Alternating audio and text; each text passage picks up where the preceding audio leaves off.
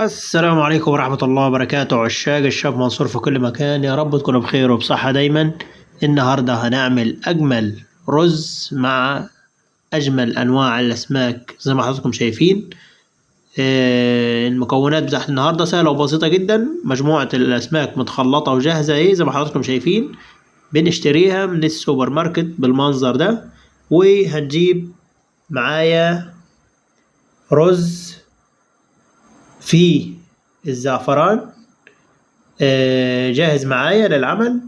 وهنا معايا نص واحد من الفلفل الأحمر البارد زي ما حضراتكم شايفين متقطع بالمنظر ده. هنبدأ دلوقتي حالا نعمل طبق النهاردة وقطعة بسيطة من السمنة. يلا نبدأ بسم الله، نشوف هنعمل ايه مع بعضينا. أول حاجة نزلت بيها السمنة بتاعتي مع حبة بسيطة من ورق النعناع الجميل عشان تدينا ريحة في طبق النهاردة. وهنزل بالرز بتاعي. هنا هجيب الرز بتاعي وانزل بيه بالمنظر ده. ده رز بطعم الزعفران زي ما قلت لكم في بداية الفيديو.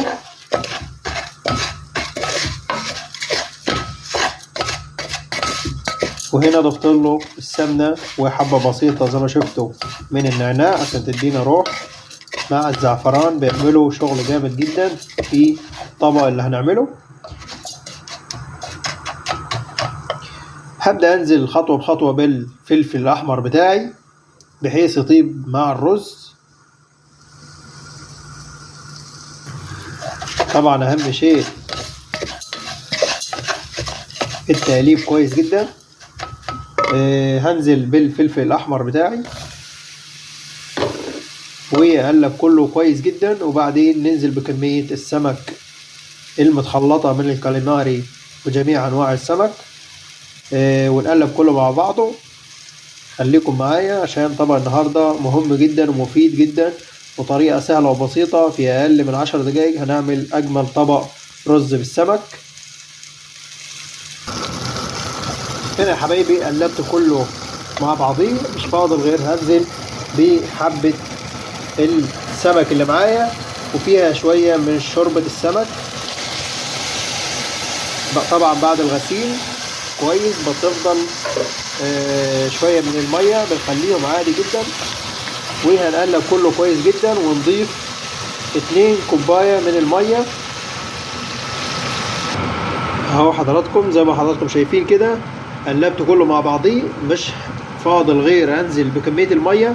وطبعا الكوباية اللي عندنا مفيش اي مشكلة، هما كوبايتين من المية بس. اهم حاجة نغطي بالمية بالمنظر ده اهو.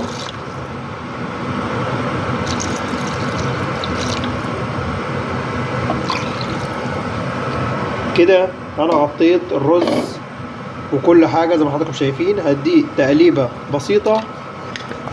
وطبعا زي ما قلت لكم هنا مفيش غير الزعفران. هنضيف حبة بسيطة من الملح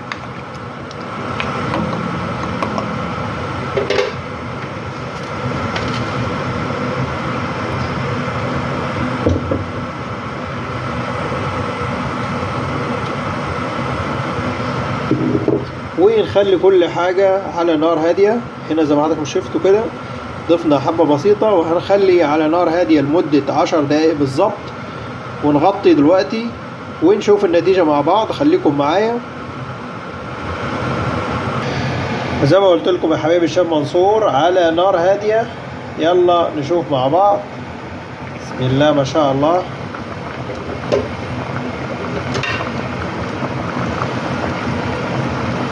اول ما هتشرب كل المية زي ما حضراتكم شايفين كده خلاص قربت تشرب المية معايا. الرز كله اول ما يشرب المية مع السمك كدهواتي هتكون كل حاجة جهزت معايا. ما اقولكمش على ريحة الزعفران، وشوف المنظر بتاع الزعفران اللي كان في الرز عامل ازاي مع الفلفل الاحمر الجميل وتخليط السمك وشوربة السمك اللي كانت فيها. يعني حاجة جميلة جدا جدا. في ناس كتيرة بتحب الشوربة تكون بالمنظر ده، يعني ما تخلوش ينشف زي الرز ما بيشرب كل المية بتاعته. وبيعملوه نظام شوربة عادية خالص. بياكلوا هنا الرز زي ما حضراتكم شايفين قرب يطيب معايا، وبيخلوا كمية بسيطة من الشوربة بحيث يشربوها مع الأكل. يعني زي ما حضراتكم شايفين كده ممكن ندوق الرز بتاعنا، لو لقينا الطيبان بتاعه مظبوط نطفي على كده وناكل عادي جدا خالص. ونشرب الشوربة بتاعة السمك والرز زي ما حضراتكم شايفين بالمنظر ده، يعني على كذا نوع. بس انا قررت اخليها لحد ما تشرب كل المية اللي معايا دي او الشوربة اللي معايا دي.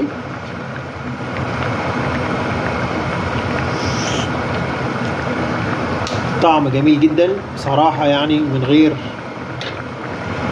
اي كلام، مش عايز اي اضافات تانية غير لما نشوف الرز شرب كل المكونات اللي معايا دي ونشف. يعني خلاص اهو زي ما حضراتكم شايفين، هدوقه قدامكم.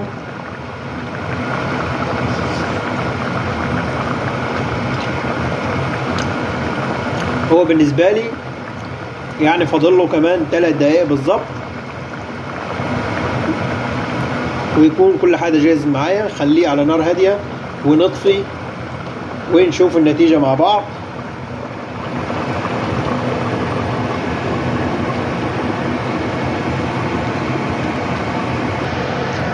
يلا بينا نشوف. خلاص بسم الله ما شاء الله، يعني فاضل كمان دقيقتين بالظبط.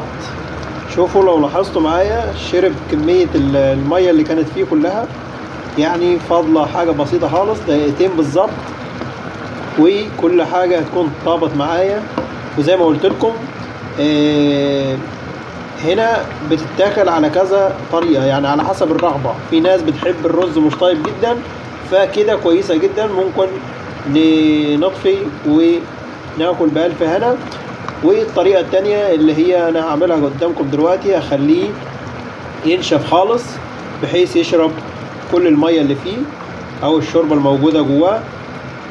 زي ما حضراتكم شايفين خطوة بخطوة على نار هادية. هنسيبه من غير غطا الدقيقتين دول ونقدم طبق النهاردة. ده كان فيديو النهاردة وطريقة طبق جميل جدا بالرز بطعم الزعفران وأنواع السمك الجميلة المتقطعة. زي ما حضراتكم شايفين ابتدى خلاص يديني النتيجة اللي أنا عايزها. أتمنى تجربوا الفكرة والطريقة. المكونات سهلة وبسيطة جدا. هنشتري الرز في كذا نوع رز، أهم حاجة نشتري الرز اللي هو جاهز فيه كمية من الزعفران. لو ما لقيناهوش عادي نجيب الرز بتاعنا ونضيف كمية من الزعفران بسيطة، معلقة صغيرة جدا، ونقلب مع السمنة زي ما حضراتكم شفتوا في البداية. وهنضيف الفلفل وبعدين أنواع السمك الجميلة ونسيبه على نار هادية بعد إضافة المية طبعا، ونغطيه بالمية كويس جدا. وزي ما حضراتكم شايفين هنا ابتدى يجهز معايا. هنخلي النار هادية خالص بحيث مفيش حاجة تلزق مننا. كله قدامكم اهو، مفيش اي شيء لازق في الحلة ولا حاجة.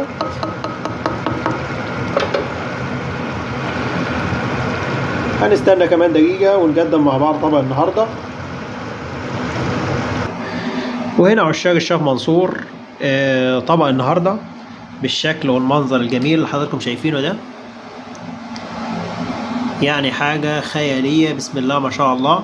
منظر جميل وطعم ونتيجة يعني مش عايزة كلام، المنظر يتكلم لوحده. أتمنى تجربوا الفكرة والطريقة بتاعت النهاردة، وأحب أشكر المشتركين في القناة. أتمنى إن شاء الله تستمتعوا بالأكلات اللي هنعملها مع بعض. عندنا أكلات وحلويات كتيرة إن شاء الله هنعملها مع بعض. خليكم معايا دايما، وشكرا لكم على المشاهدة الجميلة، والسلام عليكم ورحمة الله وبركاته.